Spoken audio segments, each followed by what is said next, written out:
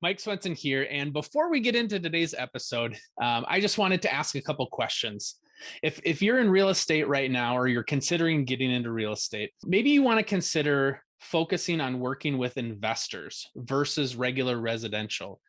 If you want to pursue a life of financial freedom, being able to align yourself in your day job of working with investors fits really well with then purchasing investment properties to build and grow your wealth to gain time and financial freedom. And so today's episode is going to be an interview with Jennifer Beadles, and she's done that. Started in real estate at 21, retired her husband, and essentially retired herself through owning rental properties and focusing on working with real estate investors as her area of specialty. So if this is you, if it's something that you've considered about how investors can really help you align yourself with your future goals of financial freedom, this would be a great episode for you. So with that being said, let's get into our conversation with Jennifer Beadles.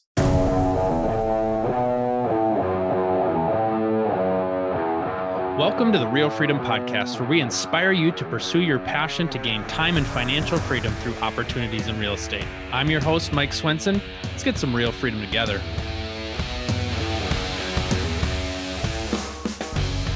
Welcome, everybody, to another episode of the Real Freedom Podcast. And I am so excited to share my guest with you today, Jennifer Beadles. If you were to ask me who is probably the most influential person to where our real estate business is at today, it is really because of her. I am a product of her vision of working with real estate investors and how, in her belief, it's so much better working with investors versus kind of your regular residential buyers. And we'll chat about that today. But I'm just so excited to share that she has made such an impact on our business and on our team over the past 12 plus months now that we've been working together. So a little bit about Jennifer. She's been in real estate now for 15 years, purchased her first property at 21. And while most of the agents were flocking over the residential business side, she was focused on the agent side. And so she quickly became kind of the investor agent. And everybody that didn't want to work with investors would give her the clients. And so she really focused on that as a specialty. So over the years, she's done building, developments, flips, BRRRRs. She's got a couple of great groups that she works with, a group of agents called Agents Invest, helping agents to work with investors, and then a group called Addicted to ROI of helping investors to build and grow their portfolio. And so just a wealth of information. You also have your general contractor's license, fun fact, and own 265 units in 7 different states. So that is the biography here. Welcome, Jennifer. We're so excited to have you on. Well, thank you. Thank you. Wow. What a warm welcome and yeah, a great introduction. Thank you so much, Mike. Talk about the kind of those early years. How did that get started for you? Why get into real estate, and how did that start out for you? So I bought my first home at age 21, and my intention in doing that is I really wanted to own assets. And so I thought, what better way to start than buying, my own home? At that time, there were 0 down loans. There was a lot of, I would say, opportunity to get loans, and lending, was really, kind of loose, I guess, if you will. But the first property that I bought, it was the land was owned multifamily, and this is kind of a borderline tear down single family house. But I saw the opportunity to essentially move in as an owner occupant, fix it up enough to where I could put a tenant in there, hold it for a couple of years, tear the house down, and build multifamily. Yep. So in doing that very first transaction, I learned a couple of things. Actually, I would say within 30 days of closing, I had quit my job and essentially went full into real estate. And so I realized, one, the agent made a lot of money by showing me one house and essentially negotiating a contract. I think he made like $7,500 on this, sale. And then I just saw a lot of opportunity within the real estate space. And so I got hired on with the builder developer and essentially wore a lot of different hats. I ran point on permitting, also on building budgets and kind of managing the subcontractors. We were doing spec home building for single family homes, and then also a build to rent strategy. And so my first, I would say 2 years was just heavy on the building and development side, which gave me a lot of knowledge and skill set in that area. And then Yep. I got my license in May of 2009, not because I wanted to work in real estate sales, mostly because I wanted to use the commission for my own deals. Yeah. And so, in that first 6 months, though, of having a real estate license, I bought a house hack. So, that was another property that I purchased. At that time, I think FHA was 3% down and the commission was 3% down. So, essentially, I bought another zero down property. Hmm. And then in those first 6 months, though, I was able to sell 6 homes. And this is while working full time. So Hmm. essentially, I made more money as a real estate agent, not trying to actually sell real estate, than Hmm. I was at my full time job. And so the second that I closed on that house hack duplex, I should say the next day, I quit my job and went full time into real estate sales. At that time, though, it was 2010, where, as you had mentioned, Mike, in the intro, a lot of agents were getting out of the business. Hmm. Agents that had been around for years and years and were used to maybe making, $50,000 to $100,000 a month, were suddenly, not bringing in any income. Hmm. For the first 2 years as an agent, I would say most of my sales were short sales or bank owned. Yep. And so for me, as a young person just getting started as a brand new agent, I saw the opportunity in working with investor clients because I knew that I could locate great deals, Hmm. mostly because I had the experience estimating renovations. I knew how to calculate after repair value. Hmm. I essentially kind of knew how to operate those types of deals. And so in that in those first few months as a full-time agent, I'd actually built 5 single-family homes. And so that was my way of building my own listing database and then Hmm. also of partnering with investors. So from there, I was buying at the courthouse steps, doing flips, buying my own rental properties, kind of using the commission Hmm. as my, down payment or, my kind of seed capital, if you will. Hmm. Um, and yeah, just had a really great time doing it. I saw the opportunity as an agent to learn from my investor clients, earn a lot of money in offering a service that no other agents were offering. And Yeah. then again, turning that income into income producing assets, which is kind of where I'm at today. Essentially, all of our rental properties pay for all of our monthly expenses and then some. We Hmm. now have the freedom with time and money to travel the world, live wherever we want, be location independent. Um, but it took a couple of years and some solid systems and processes to get there. It's interesting because I remember when I got into real estate, the team that I was on, they had talked about, that recession period. And they're like, it was such a different messaging because people were legitimately asking, like, can you sell my home? I don't necessarily care what you charge. Like, can you sell it? Because so many people couldn't even sell their house Mhm. because of short sales and all that. And I know for me, my wife and I had a townhouse and the value was half of what we bought it for. And we were the beneficiary of the 5-year arm. And I remember my lender was my cousin, and he's like, "Are you planning on being there 5 years?" Well, no, we just got married. We're moving in. We're not going to be there 5 years. Well, fast forward, values plummet. We just sold that property in January, which would have been 14 years later Yep. because we recouped it. And that's how I got into being a landlord, was because of that. Right. But yeah, it was such a different time. And yeah, Yeah. you had kind of a prime seasoning to be able to experience the Mhm. benefit of working with investors at that time because it was so prevalent. Yes. And I would even argue that it's actually easier to be an investor today than it was back then. Hmm. Because today there's a lot of access to capital. We now Hmm. have asset based loans. You can get loans directly in your LLC. Rents are appreciating. Again, it's in my opinion, really easy to get in. Back then, it was very difficult. Most everything was cash. Even all of those new construction homes that we were building, the banks did not feel comfortable loaning on construction loans. Whereas today, you could essentially walk into any bank and say, I'm looking to build something. And they will give you, 90, 95 loan to cost. I mean, it's awesome. It's a great time to be an investor. But back then, it Hmm. was incredibly challenging. And then also, rents weren't really appreciating. And rents were Hmm. pretty low. So a lot of people say, I wish I could have been an investor back then. And a lot of times I say, well, it was incredibly difficult It's interesting because yes, the properties were, considerably less than what they are today. Hmm. But the rents were also really low. It was actually hard to find renters because renters were staying in the properties that they were at not paying, or they might have been homeowners staying in their home not paying. And Hmm. so I remember doing just a lot of incentives, trying to find tenants for the properties that we were buying. And again, I would say most of those deals, we weren't doing rent increases every year. Hmm. Whereas today, it's almost like if we're on month to month with some of these tenants, we're doing rent increases every, quarter, every 6 months. Hmm. Um, so it's really interesting to point out just kind of the differences. A Yep. lot of opportunity back then, and then a lot of opportunity today. But again, I'd argue that today is much easier to get in based Hmm. on, the availability of great debt terms.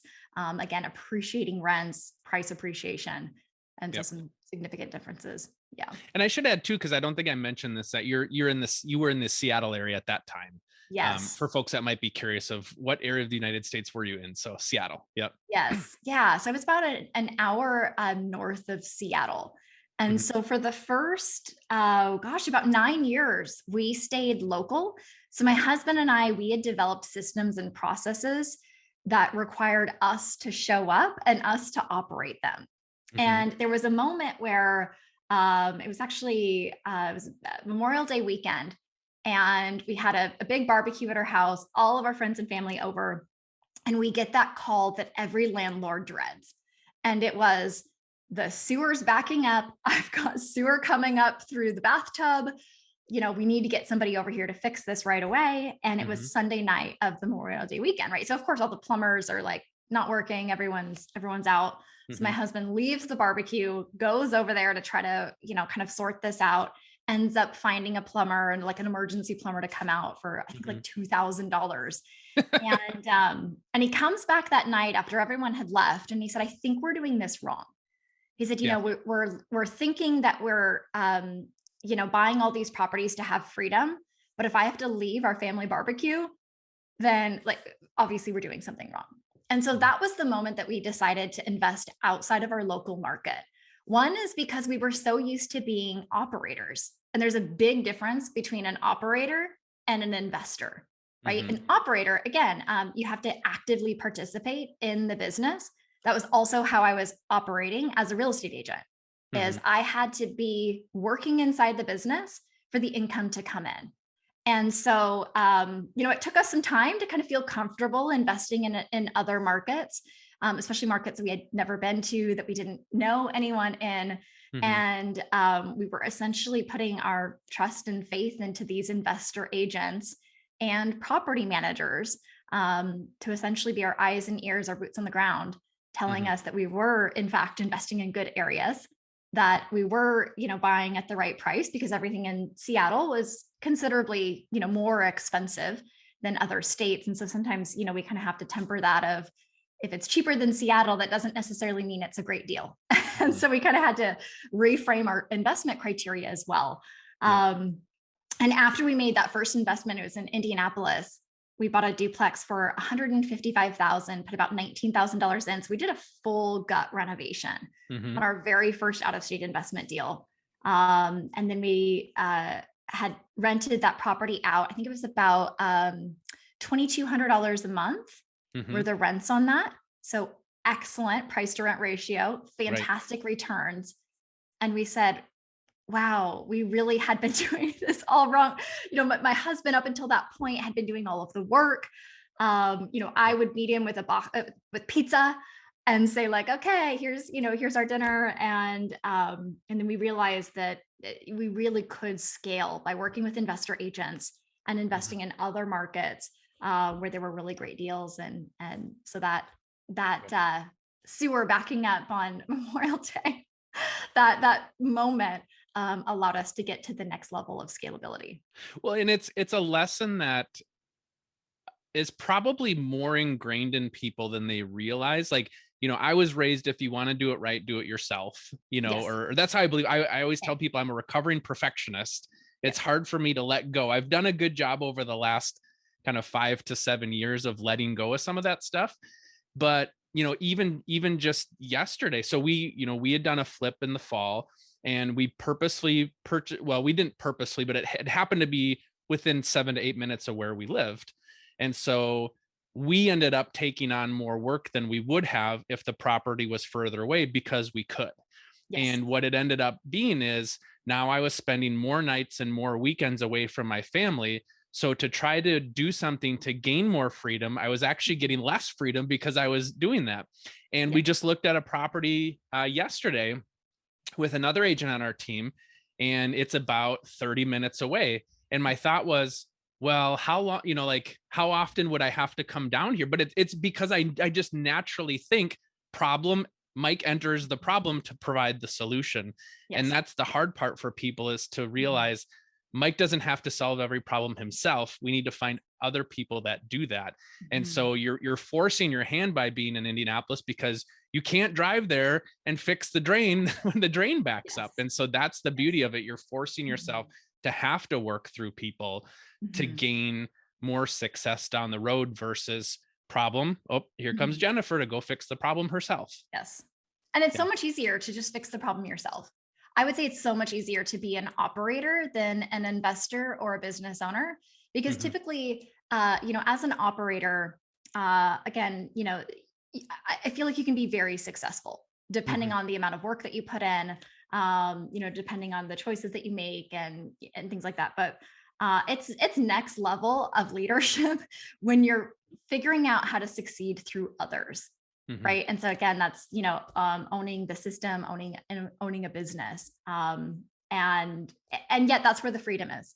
Right. Yep. And that's also where you're not paying as much tax. And so it's really interesting. So a big goal that my husband and I had when we took investing seriously in 2010 is Hmm. that we wanted to retire him by 2015. So we gave ourselves 5 years, and Hmm. we said we want to replace his income. He was making six figures in the union, had great health benefits. I mean, it was an incredible opportunity, right, for Hmm. young people that we were. Um, but we said we're going to give ourselves 5 years, and we want to be net worth millionaires. Well, at the time when we set that goal, we were actually cash flow negative on rental properties that we owned. Hmm. And they were also negative equity because we had purchased, in 2007, 2008, 2009, and Hmm. then, 2010. And so everything that we had purchased in prior years was similar to you, Mike, as Hmm. not necessarily worth half, but Right. considerably less. And so that was a stretch goal for us to say, well, to get to net worth a million, we have to cover the difference that we're already in the hole, Hmm. plus have some positive. And we were able to get there in 4 years, which is so Hmm. exciting. But then once we hit that, again, it was okay. So then what does next level look like? And Yep. so for a lot of investors, I think you kind of have to think through that of designing your ideal lifestyle, and then really kind of making decisions that'll get you to that.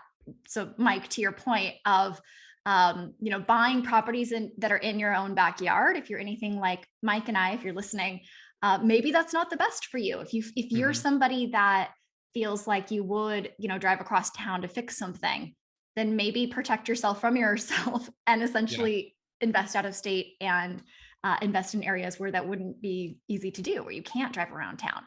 Hmm. Um, and so yeah, so now it's great. We have renovations happening all across the US. We can be anywhere, as mentioned. For Hmm. us, travel is lifestyle to us. Yep. And so it's great. We can write offers in other countries, we can oversee renovations in other countries. And again, it's a difference in our mindset, and then also of the systems and processes that we've put in place. For the person that's sitting here saying, I've always wanted to get into real estate and never have, because there's pretty Mhm. much everybody is there. I Yes. always say that Yes. it's either people who are in real estate or people who have thought about getting into real estate. Just seems Mhm. to cover the entire population. Yes. Um, if you're not in real estate, and then even if you're an agent and you're still figuring out, like trying to find my fit of what's going to be best, talk about why working with investors is so beneficial for you, or was in your early days, and why so many people didn't want to work with investors, and Mhm. you really gravitated to that, because I think it's a mindset shift. Mhm. But at the same time, there's a lot of benefits of it that I've been able to experience this past year of Yes. working with investors, where people might not necessarily understand that. Yes. Oh, there's so many reasons why I think every agent should work with investors. But there's a couple of key things that I should point out. So when I was working as an agent, I was closing anywhere between 65 to 100 transactions a year, Hmm. working with really 20 to 25 investor clients. So if Hmm. you can imagine the amount of clients that you need to work with to close the 65 to 100 transactions on the residential side, that's a huge database. That's a lot of marketing. That's a lot of lead generation. That's a lot of showing homes, doing open houses. Hmm. It's a lot of work, and we don't see as many agents closing. Talking about solo agents, of course, closing that amount of transactions because it's just so much work. I mean, you'd be working 7 days a week, and potentially burn out. Well, But even quick, just to go back. Mhm. So let's say the average person moves every 7 years. If you want to do 100 closings, your database has to be 700 people at Yes, a minimum, because that would entail every single person in your database chooses you. Now maybe you'll get some double ends, right? So let's just say, and then also too, you'll find some referrals through there. But yeah, I mean, rough numbers, 700 people to get to 100 closings. Here you have 25 people to get to right. 100 closings. Yes, yeah, and I'm And so you can glad that you. build deeper, richer relationships with those 25 people because you're Yes, helping them with 4 homes a year. yes, 100%. And so I would say that the impact that you can have on a family of helping them build wealth through real estate, for Hmm. me, that just was very fulfilling versus working Yep. with a home buyer who's going to be living in their home. I just didn't really feel like I had as much value to add there, because it was, one transaction. Like, again, to your point, Mike, maybe they move 5 to 7 years down the road. Hmm. But really, I could see the direct impact when I helped a family get into a house hack and then maybe live there for a year and then they're ready to do their next one, but then they Hmm. keep the other one as a rental. Hmm. And so I saw a lot of clients that were able to retire spouses, pay for their kids' college.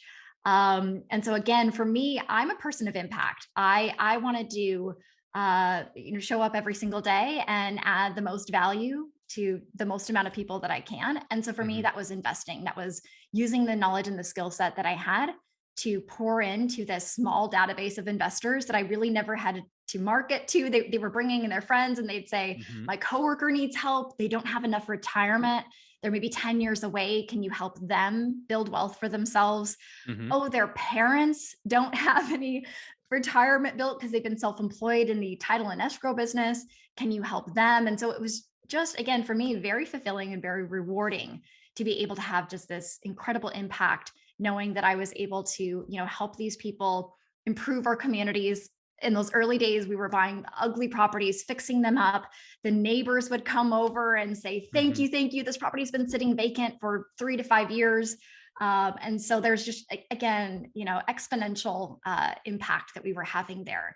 Hmm. So then the other benefit I kind of alluded to when working with investors, you're not typically driving somebody around town every single evening or weekend after work. Most of the investor transactions, as you know, Mike, they're write the offer first, and then we'll get inside. Certainly, if there are tenants in the property, then we'll Hmm. get inside. After the property is under contract. So Hmm. as an agent, again, the activities are just very different. We're not wasting a whole lot of time driving around town and scheduling showings, trying to get into these properties. We're looking at it from a return on investment Hmm. consideration. Did these numbers make sense? If Yep. yes, then we're going to write the offer and then go into the due diligence process. Um, so again, I think, running a high volume business, so much easier to do when working the investor side. Yep. Now, the difference though is we're speaking a different language. So you're hearing, Mike and I say return on investment, writing offers before you get inside. Hmm. We're looking at price to rent ratio. Again, this is a very different language than what we've been taught at the brokerage level, which Hmm. is lead generation for clients. Here's how to do CMAs. Here's how to write an offer. Nowhere are we taught, here's how to analyze an investment opportunity. Right. Here's, what cap rate is. Here's how to do any of these numbers. And so I saw that gap. I started teaching agents in my local brokerage. I think it was maybe in 2012, 2013, Hmm. just because I wanted them to add this as a tool to their tool belt. So even if you're a residential agent and you don't quite want to gravitate and focus solely on the investor side of the business, that's okay. You probably still have a lot of investors that are currently in your database that you're just not promoting this message to them. And so I would do this at the in my local brokerage. The agents would come in and they'd say, "This is great. Can I just hand you my investors?" Because they wanted to stay working on the residential side, which is great. I think every agent. And some people too will see like, oh, the average single family home in the suburbs is X.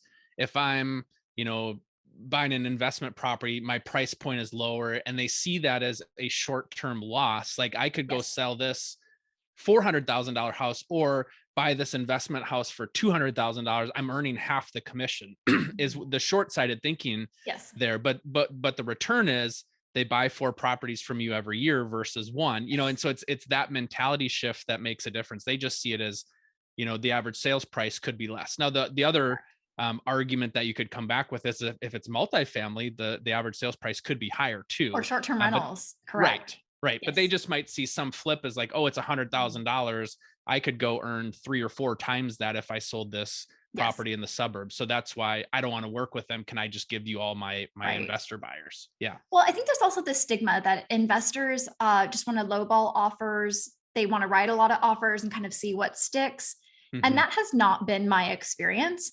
I think in the expectations conversation that as agents we have with every client, we need to prepare them for what they need to be, offering essentially, in order to get the deal.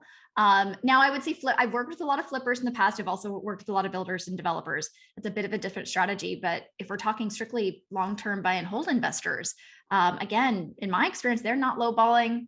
They're ready to write offers. They're serious investors. Most investors, especially if they're out of state, they're not going to be buying just one property in your market. They might start with one. And then it's, from an efficiency standpoint, they would want to buy multiple properties, right? So that they don't have it all scattered around. So again, so many benefits. And then of course, we haven't even mentioned the greatest benefit of all, which is you as an agent, you get this experience working with investors. And then now you're buying your own rental properties. So essentially you don't have to be the expert. You can kind of understand how this works, help investors. You'll learn from your investors on essentially the numbers, and then you go and buy your own rentals. And I want every single agent that may be listening to this thinking about how can I buy at least one rental a year? Because it's life-changing. As agents, we don't get a retirement account. It's essentially we're on our own. And I've seen far too many agents that make a really great living and unfortunately have no assets to show for it and have no retirement plan. And so this is how you do it. It's also great for tax savings. There's a lot of opportunity there. And so I'd love to see more agents gravitate towards this side of the business and then also do it for themselves. Yeah. I mean, where else, what other career path can you double dip your time where the thing that I'm doing in my day job is also going to directly benefit me? And so you're spending your time analyzing deals, finding great properties for other people. You're now building your skill set to do that yourself. And to the point to where sometimes investors might think like, is this agent just cherry picking and taking all the best deals for themselves, and I'm getting the leftovers? But it just shows how you can really play in the same sandbox that you're already in for your day job, and so you're double dipping and you're able to get further faster because everything you're doing is in alignment with where you want to go with your future. And not to mention the partnership opportunities. So when I first got started, I didn't have a lot of money. I'd actually spent the majority of my savings on that last house hack before I became an agent. And so all of the transactions that I had done prior to that were partnerships. And so my investor clients partnered with me, and essentially I found the deal. I kind of ran the deal, and then I got 50% of the profits. And so, and then I turned that into, bird deals, right? Buy, rent, renovate, refinance. Found a hard money lender that would finance 100% because I had collateral in other properties, would fix it up, essentially refinance that hard money lender out. They'd release that collateral, and then I was able to own 100% of the deal. And so for those agents that are saying this sounds great, but I don't have hundreds of thousands of dollars tucked away, or maybe my income is not where it needs to be. Again, by just having this investor database, the investors will want to work with you if you're able to find great deals and structure those deals to a point where the investor can earn passive returns. It's a Mhm. really easy strategy to do as well. Another benefit that some people might experience here, and we talked about this, is your database is completely portable now. So, we've seen agents that you spend all this time grinding and grinding and grinding, and you're building your database in a market. And then what happens if life changes? Maybe a spouse or significant other has a job change, or life happens and you need to move home to be closer to family. And so you got to move. Well, now your entire database that you've built of living and purchasing in this market is now gone, and you got to start from scratch. When you Yes. work with investors, your database is portable, because Mhm. now if I decide that I want to move, my wife loves it in Minnesota. I would prefer to maybe not be here year round, but if I wanted to, that same database, wherever I find a good deal, I can now continue to work with them. So those relationships that I've spent years and years building will now still buy a property from me in another state if I'm licensed in that state, Yes. versus here, my entire database, kind of goes away when I move to another community. So as life Mhm. happens, or as freedom happens and you want to move to other places, getting out of Seattle and going somewhere else, that database is portable. Yes, 100%. Yeah, I think that's the most exciting part of that. And that's kind of how I started Agents Invest as well, is I had this large investor database in Seattle. Hmm. And then when I started investing out of state, they said, well, can I follow you? Can I do the same? Hmm. And it was just it's kind of fun story. I had an agent in Indianapolis who's a newer agent, but we spoke the same language. He was an investor first, became an agent, and so he knew exactly where the great deals were. He knew how to run the numbers. He had contractors to refer, property manager to refer. And Hmm. so I sent him one client from California, and that one client bought 10 houses in the span of like 30, 45 days. And so that agent essentially, as a new agent, it's really Hmm. difficult to kind of get started because you have to build up clientele and do all of these things. But as an investor agent, you get in with the right investor. And he was able, I think he made like rookie of the year at his brokerage as a new agent just from these connections. Yeah. Um, and so there's just again so much opportunity. And then I think on the investor side, if you're thinking this sounds great, I don't want to be an agent, but how do I find those investor agents?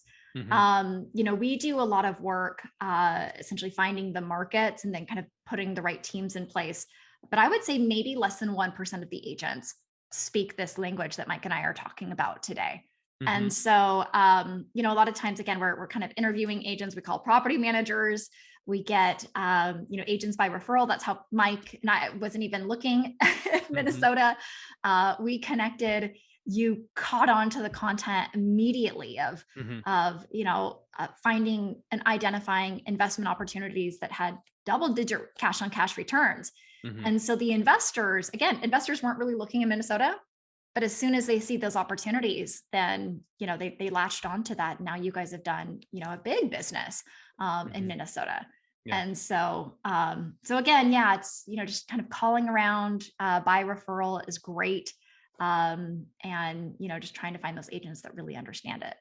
Well, and it's interesting because the podcast really was my first step towards kind of doing more in the financial freedom space, because I Mhm. was still doing a residential real estate team. Yes. And when I used to do personal finance blogs, like as my side hustle. This would have been before I was in real estate. So 10 years ago, I had a website about budgeting and that kind of stuff, and had networked with the personal finance bloggers around the United States and that sort of thing. And so when I got into real estate, I just assumed that people were making money hand over fist. And I saw all these agents that didn't have retirement plans, were barely struggling to get by. They just saw their real estate career as another sales job. I could go sling copy machines, or I could go sling houses and make 50K a year, and it's like, oh, I made less in real estate, so I'm going to go back to sell copy machines. And I Yes. saw like, no, there's so much more opportunity here, and people are just missing out. So when I started my own team, I was like, I want to have this podcast to be able to share this message with people of, here's how you can build wealth and create opportunities in real estate. Well, the more that I spoke that language, then I was like, oh, we should be doing more of that on our, and talking to my agents on my team about that. Now it's like, oh, we should be doing more of that in our real estate business. And I saw, I'll sell residential real estate by day and do investments by night. And then it's like, oh no, you can actually do that by day and double dip at night. And so that's where this has kind of really evolved for our team, is because I saw that same vision, and I saw a path to be able to do that. And I saw somebody who was doing it at a high level, and it's like, oh, this just clicks for me. And so I think that's where, for that agent out there that's like, I just am still trying to put those pieces together. If you dive in and work with investors, now you're just in alignment of your future goals. And so now, talking about building wealth in real estate in the podcast, having my team working with investors on building real estate, talking to them about building their own rental portfolios, it's all in alignment now. Yes. Yes. Mm-hmm. And it's a really exciting thing, because then it doesn't feel like work, right? Mm-hmm. And then you avoid some of the burnout that you can feel, or certainly I had felt when I was working with a lot of residential clients. Yeah. And so, yeah, it's great. I love it. Yeah. It's an exciting It makes thing. me feel like, why didn't am I that dumb that I hadn't put this together 5 years ago, or figured this out? Like how did it take me till this point? But I'm glad I'm here.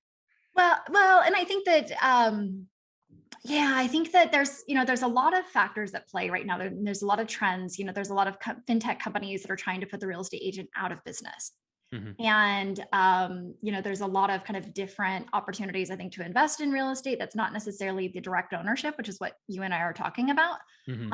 And that can be good. So it's not for everybody. Not everyone wants to build a large portfolio and, kind of operate that and be the investor in it. But I think the benefit is the freedom at the end of the day. Right. And so by finding these investor agents and working with investors as an agent, you can truly help people do that. And so, but I think it's a messaging. It's that you have to, have a voice. You have to do what you're doing, Mike, which is have a podcast, have content related to investing, to really stand out amongst the, I think, almost 2 million agents that there are in the United States. And then for the investors out there, I get a lot of questions related to how. Well, how do I get started? How do I do this? How do I pick my markets? And so my advice would be swap how for who. Who do I need to know in order to get started? Who can I talk to that can help me figure out a financing plan? Who can I talk to that could potentially bring the capital? Who can I talk to that can help me identify markets? So again, that's a much more powerful question than how I think a lot of investors kind of get stuck in that. And same with the agents. The agents say, well, I don't know how to do this. And so if you can think, who do I know? Talk to you, Mike, right? Or reach out to me. We could be two who's to help these agents really kind of figure out how to get into this. Well, and it's been fun to see our journey and how you've impacted that, because we had a couple agents on our team that have never done a flip before. And so now we went through that process together. So now they have experience and they're already looking at doing another flip. I got to go to a property yesterday with one of those agents that's looking at the next deal. And then my other agent's talking about, working on that next deal. And so when you expose them to those things, it's going to happen faster and more efficient, and you're going to do a better job at it. And so you have to embrace the suck, which is what a lot of people have said, that you have to embrace that. Like I didn't know what I was doing, but I learned and I educated myself, and I spent a lot of time reading and listening to podcasts and following other people. And your program is fantastic to kind of show the how. Being a systems person, like I see somebody who has created a good system that you can plug into, and you just have to take that next step. And keep moving forward. So, and what's nice is to be able to work with investors that, there's a lot of people that are brand new, but there's a lot of people that, have invested in other markets, and they've talked to me. Well, they already know the basics. They already know the language. They already know, a lot of the stuff that it takes a while to learn because they've Mhm. purchased in 2, 3, 4 other states, Yes. or other properties in the same state. And so the learning curve has already happened. So they come in at a higher level. So Mhm. let's talk about the kind of the freedom piece. So now that Mhm. you've spent time, you've done the hard stuff, Yes. you're still working and you're still growing. Now, some of the freedom that you've been able to experience as a result of that. Right. Well, let's see, we spent the last 18 months traveling. And so my husband and I have a 7-year-old daughter. Hmm. And when we wrote out our goals in 2010, again, the first priority was to retire my husband because at Hmm. that time we couldn't really travel. His work did not, his line of work was kind of the mindset of you don't take time off because the team needs you. And I remember there was a couple of times where we had actually, I think we had gone to Italy at one point, and took 2 weeks off. And his entire company was upset that he had left, and kind of Hmm. like, well, how dare you take time off? And so we just realized that he was in the wrong industry. Hmm. And in order to get that freedom, we needed to figure out how to get him out of that as quickly as possible. And then the next stage was me. So the downside of being an agent is you really truly are an operator. So essentially, I look at it as if I were to take 8 weeks away from any kind of business operations, would the income stay the same, go Hmm. up, or stop?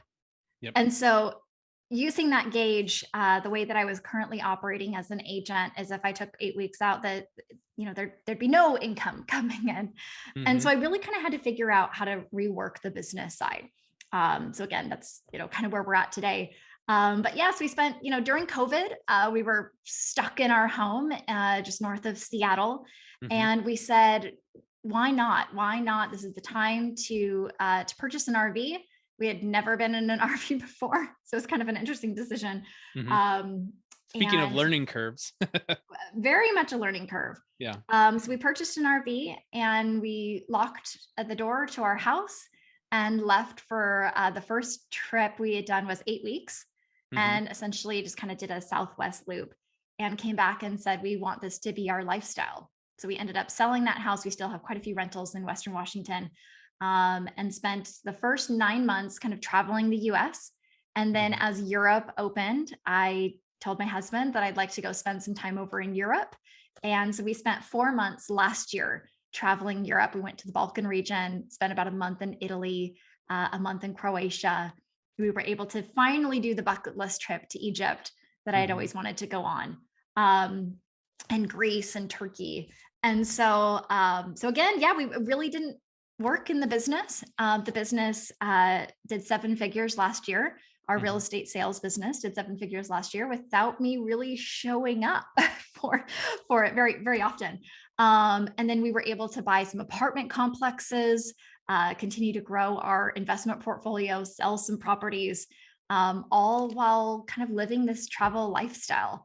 And Hmm. so, again, far different from when we had just gotten started. Whereas, if we were investing locally, doing it the way that we had done back in 2010 to 2014, certainly we wouldn't have bought anything or sold Hmm. anything because we Yep. weren't there to do it.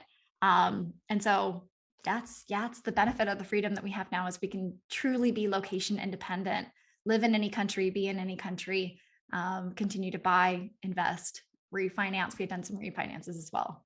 Yeah. And to be able to impact others, I mean, Mm. you impacted me while you were traveling. I think the first Yes. I saw, maybe you were in Utah or something like that. Yes. And then while I was, kind of going through the program and learning about working with investors and all that, yeah, you were in Europe, and your Mhm. team and your systems and what you've built were able to impact my business in a large way. Mhm. Still, while you're out traveling the world, having fun with your family, and you can still impact others while you're gone. And I think that speaks to, we've said systems quite a few times here. Yes. It speaks to the systems that you've built, the knowledge that you've gained. You put Mhm. systems behind it, and then you've worked with and through others to be able Yes. to do that. And Mhm. somebody like me can plug into a program and have Mhm. such an impact on my business, all while you're traveling the world at the same time. And so that's Right. a win-win scenario, right? Well, absolutely. And then it also shows what's possible. So the direct benefit is my family and I get to enjoy Italy and Croatia and all these other countries. And we show other families that if we can do it, you can too, because we're not special. There's nothing unique about us. We didn't, I wasn't raised in a wealthy family. My husband certainly wasn't. And so if we can do it, then again, any agent can do this. Any investor can do this. And so we love sharing our travels as a way of, again, just showing what's possible. It's not like you're like, oh, honey, we're at the pyramids. I got this guy, Mike, that's got this question right now. And if you don't mind, I'd like to get back to him, right now. And so, it just speaks to the systems that you've built and how you're able to impact others and still live that life that so many people desire to have. And so, and the other thing that I see here too, is you talked about planning and goal setting. It didn't happen by accident. It's not like you started one day and now here you are like, oh, I just kind of fumbled my way over 15 years to having this. It's intentional, it's systems, it's goals, it's putting plan into action and holding yourself accountable to that. Yes. Well, and I think it's designing your ideal lifestyle, as you had said, because you make very different decisions based on where you want to end up. And so in the beginning, when we hadn't designed our lifestyle, we were flipping, we were building new construction. My husband was working full time. I was working full time as an agent. And until we got very purposeful and intentional, then we said, well, are these flips getting us closer to freedom or further away from freedom? And it was a very clear answer that said, well, we have to show up in order for these flips to continue to move forward. So therefore, that needs to go. And what we found is that the more that we cut out of all that we were doing, both in our personal lives and then also with our investments, and we could laser focus on value add multifamily, having the property manager be the project manager, working with investor agents, following a due diligence checklist, which I'm happy to share with anyone who wants a copy. Then we found that was really what unlocked that freedom. But when we were scrambling around doing flips and all of these things, it was really, really difficult to leave or step away because to your point, Mike, I mean, there's so many things that go on and so many decisions. And so we just said, let's just make it easy, but impactful. For folks that, want to learn more about you and what you're currently doing, how can they reach out or where can they go? Yeah. So as you had alluded to, we have two kind of very different but complementary businesses. If you're an agent listening to this and you either have deals or you are really interested in working with investors, visit our website, agentsinvest.com. And you can learn more about how we serve the agent community and how we're putting out that message of every agent should be working with investors. If you're an investor listening to this and thinking, this sounds great, I want that lifestyle, I want to retire my spouse in 5 years, maybe you want to retire in 5 years or sooner, you can learn about more on our investor site at addictedtoroi.com. Awesome. Well, thank you so much for coming on. I'm glad we got to do this finally. It's an honor.